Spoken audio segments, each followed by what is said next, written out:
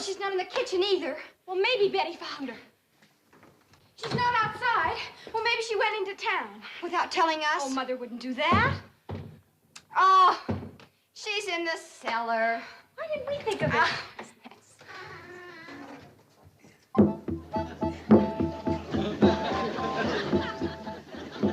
All right. Who hid my Indian? Uncle Joe, we're worried. We can't find Mama.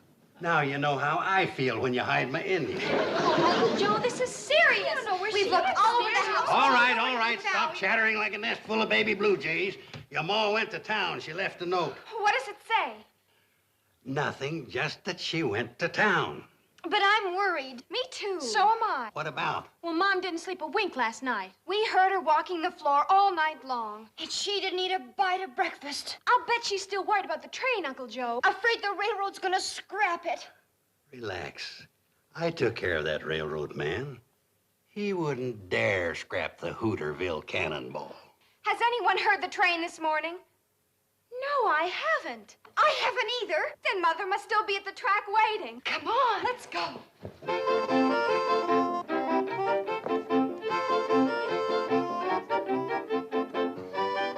All the mornings for the Cannonball to be late.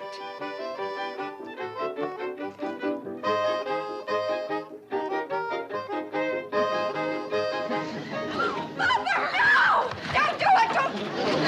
Don't do what? I was listening for the Cannonball. It's 2 hours late. Mother, do you think the railroad has scrapped it?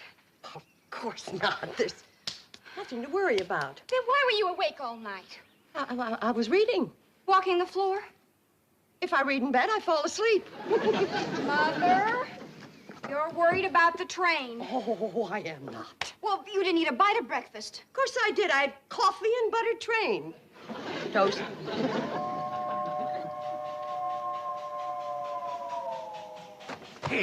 Hey, you sure started a ruckus this morning. Look at Uncle Joe. The Cannonball's still running. Well, of course it's still running. I saw to that. Let's all go up and get some breakfast. Look, I'm going into Hooterville to see Sam Drucker. What about? About the train. He knows the law, and we should be ready in case Mr. Bedloe makes more trouble. I sure sent that Bedloe running back to the main office with his tail between his legs. He wouldn't dare tackle me again. Yeah, but what if somebody higher up in the railroad makes more trouble? We'll bring them on. The bigger they come, the harder they fall. I still feel better talking to Sam. No, you stay here and I'll go. Fighting the railroad's a man's job. Well, I kind of thought you'd get some of those chores done today. What's yours? Well, you've been promising to chop some wood and clean out the chicken yard.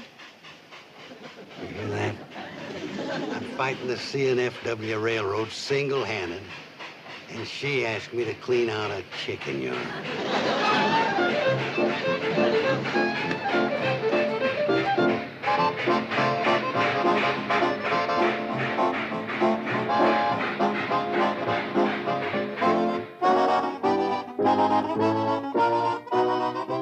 Bedloe, you had a job to do, and you didn't do it. But, Mr. Curtis... What do those rubes do to you back there?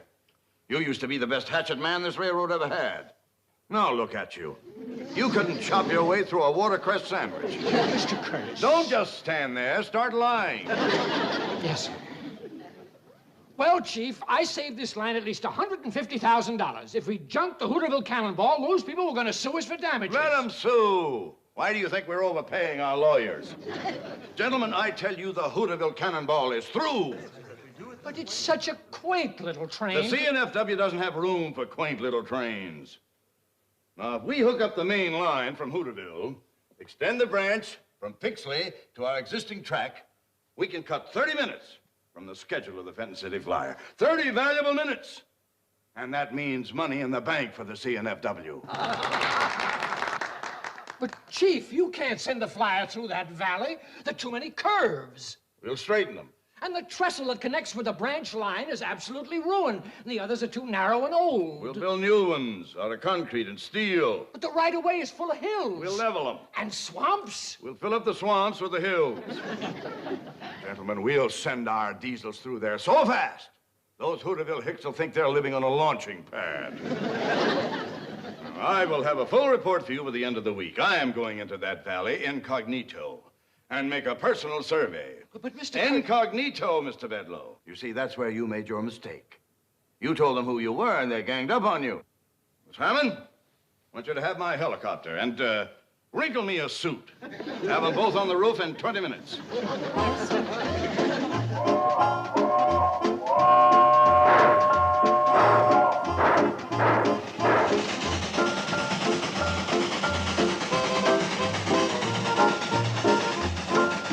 According to Sam Drucker, all we can do right now is lay low and let the railroad make the next move. Sam's a smart fella. He says to expect trouble, though, especially from the president. Remember how mean Mr. Bedloe was? Honorest man I ever met. Well, from what Sam's heard, the president of this railroad makes Mr. Bedloe look like a Sunday school teacher. Floyd, look. It's a heliocopter.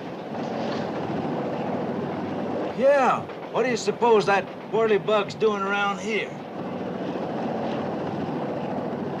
Put me down outside Hooterville. According to the map, I flew right over it, but I didn't see a thing. Well, we just passed the train, so put me down in front of it and I'll flag a ride. Roger.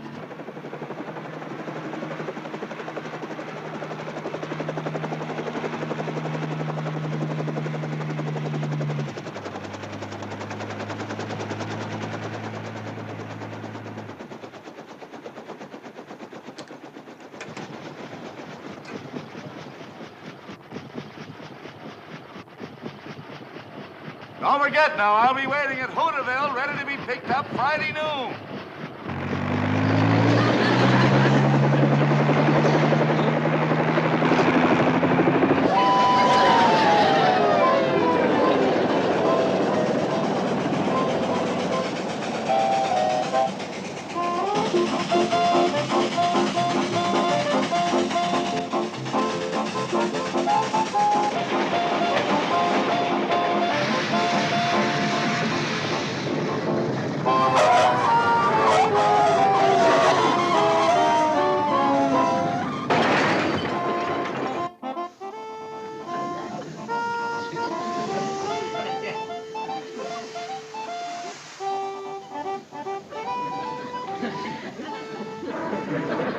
Looks like a hobo. Yeah, and he had the nerve to stop the train. Go easy on him. Listen, Kate, it's bad enough for a hobo to hook a ride on the outside, but he'd come inside. Yeah, but the poor fella looks like he's on his last leg, so take it easy, huh? Okay. Hi there. Hello? My name is Kate Bradley. I run the Shady Rest Hotel up the tracks away. And this is Mr. Smoot. Hello, Smoot. It's Mr. Smoot. How far are you figuring on going? End of the line. How much do I owe you?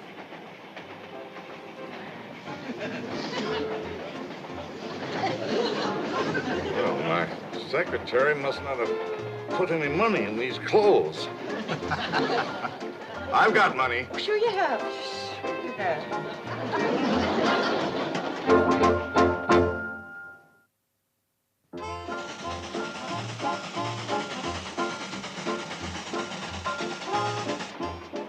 I still want to know what the fare is. You wouldn't know what to charge him, would you, Floyd? No, I wouldn't. We never stopped where we picked you up before. Hi. What's up, Charlie? Oh, nothing. Just come back to check on the hitchhiker. Wait a minute. You're the engineer, aren't you? Yep, sure am. Well, then who's running this train? My little girl. What? Betty Jo, my youngest daughter. Runs the train real good, too. Come on, Floyd. We're almost to the trestle. See you later, folks. They let your daughter run this train, a child? She's been running it for years.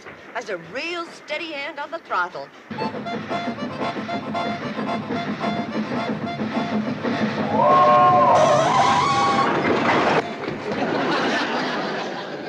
Her brakes bacon could stand improving. What are we stopping here for? Morgan Creek Trestle. We always stop here this time of the year. Why? Come on, I'll show you. We're gonna be here a spell. Well,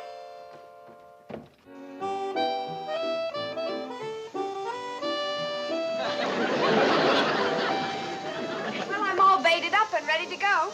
Dump it in. Fish ain't likely to climb up here begging for it. Quiet, both of you. I think I got me a nibble. Nope, the worm was just stretching. Oh, no. You mean to tell me you stopped this train just to go fishing? We're in no hurry. Well, I am. Let's get this iron rolling. You sure give good orders for a hobo. A hobo?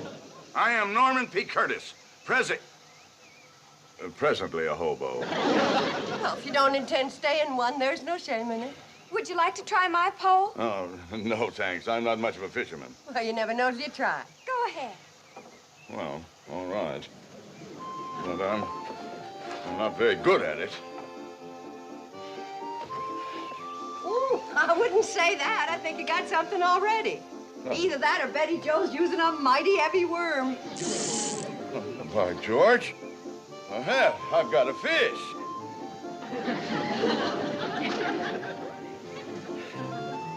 Look, a fish. Isn't that cute? I caught a fish.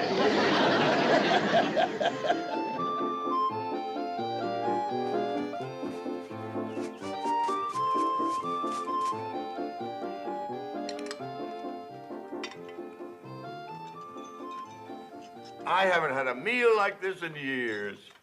The way you're glomping it down, you won't need another one for years. I thought those two freeloaders could put it away, but you got them backed into a corner.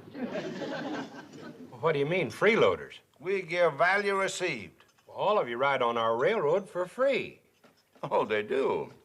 Well, I'd like to hear more about that later. Yes, Kate and the girls and Uncle Joe and... Here you are, Mr. Curtis. The piece de resistance. Oh, Mrs. Bradley, I don't think I have room for anything more. Oh, you're just being modest. The way you pack it in, you could give stuff and lessons to a silo. You'll have room, all right. Regarde. Poisson a la Curtis. My fish. Where? Right there under that sprig of parsley.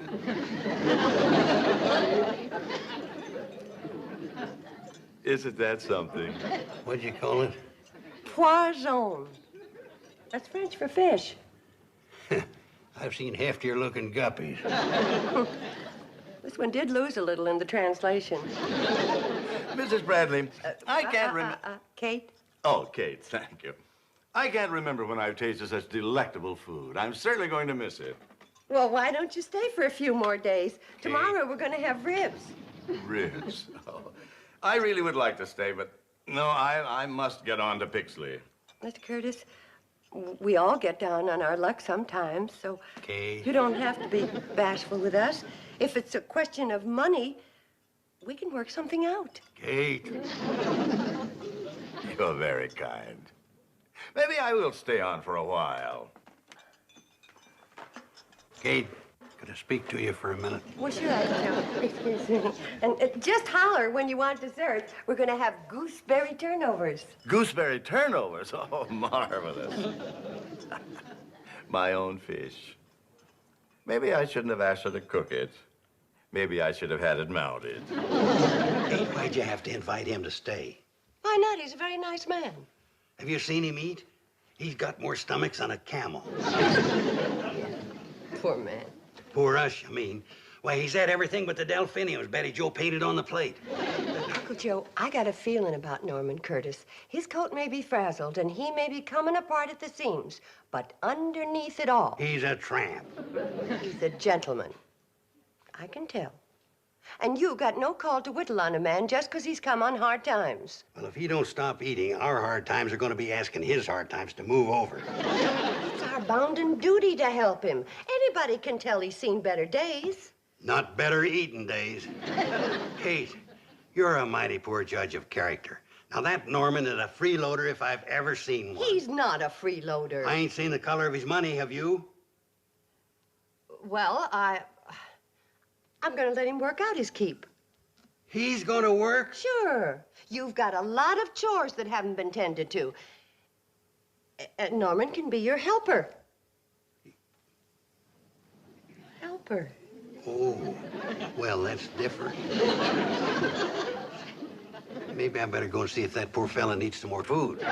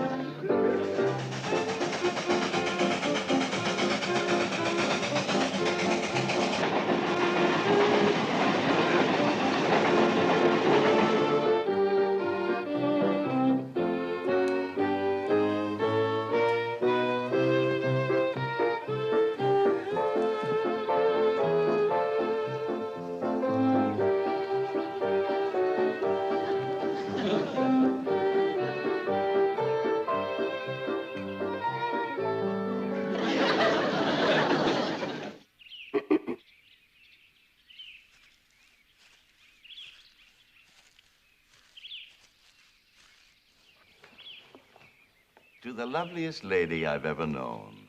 Thank you, Mr. Curtis. Norman, please. Tell me, Norman, is that a compliment to my personality or to my cooking? Both.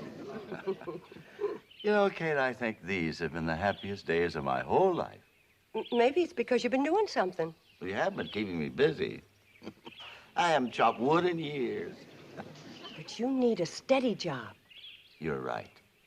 And when I leave here tomorrow, I'm going to the main office of the CNFW Railroad. And ask them for a job. Any kind of a job. Oiling, wiping, walking track. Why, with your brain, you could work up in no time. You really think so? Oh, yes, Norman. You got it in you. You set your mind to it, and in 5 or 10 years, you'll go right to the top. I'll be so proud. I'll point at you and I'll say, that's my friend, Norman Curtis, station master.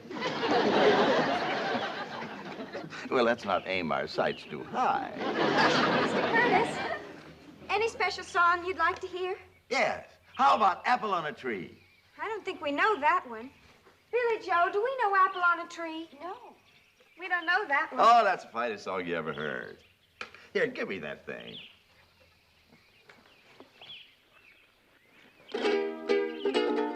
Wish I was a woolly boogie bee. Wish I was a woolly boogie bee. I was a woolly boogie bee. I'd make my home in that cherry tree. Wish I was.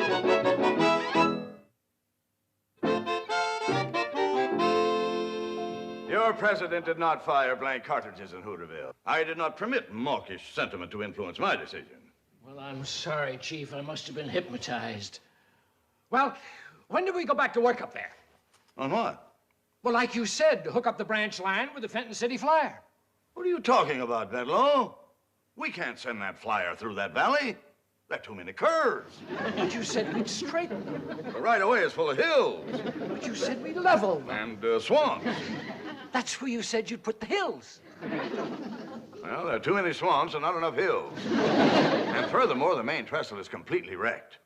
All the others are old and narrow. They're good for nothing but fishing. But you said we'd build new ones out of concrete and steel. What's the matter with you, Bedloe? Are you trying to bankrupt this railroad?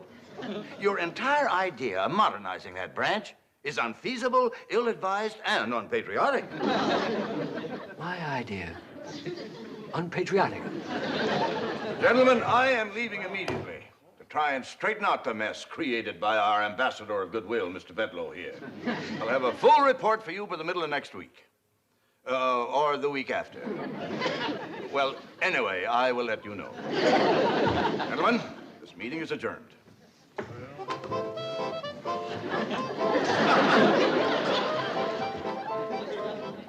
Oh, Miss Hammond, dear. If you have a moment, would you please get my helicopter and my wrinkled suit?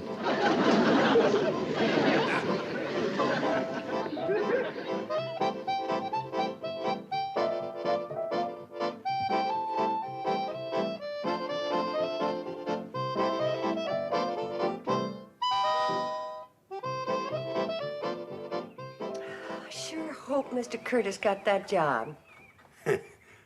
What job? At the railroad. Before he left, said he was going to the main office and see about it. Kate, you're the worst judge of character I've ever seen. Nutty Norman is a hobo, born and bred. Those kind of fellas don't want to work. Sure worked hard here, doing your chores. Yeah, I tried to help him make something out of himself. The man just don't take to work the way I do.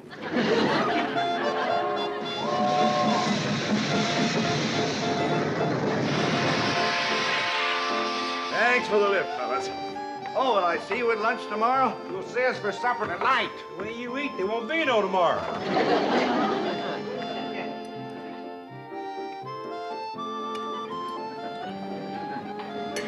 You know something?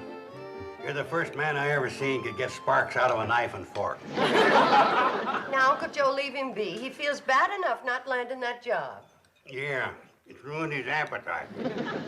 Just as well off not getting in with that CNFW outfit. Yeah, I hear they are all a bunch of nuts. That's the case. Nutty Norman ought to be president. Now, that's enough. I do hear they're awful hard-hearted, especially the president. They say he's a terror. Did you get a good look at him when you was up there? As a matter of fact, I did. What does he look like? Well, he's a pretty good-looking fella. And rather nice when you get to know him. You're as poor a judge of character as Kate. That skunk's trying to scrap our railroad. Oh, well, wait a minute. It isn't altogether that skunk's fault, the president's fault. As a matter of fact, he wants to save your railroad. He does? Yes, he really does, Kate. But you see, he's accountable to a board of directors. And they are accountable to the stockholders and, well, you know stockholders. Well, when the fiscal year terminates, they want those net profit dividends to be commensurate with what... Norman. When you try to talk business, you're pathetic. Stick to eating. That's what you do best. You don't sing bad. Speaking of that, let's all go outside and do some singing. We've got a surprise for you, Mr. Curtis. Oh, really? I wish I was a woolly boogie bee. I wish I was a woolly boogie bee. If I was a woolly boogie bee, I would make my home in that old cherry tree. I wish I was a woolly boogie bee. Yeah, doing our song. Yes.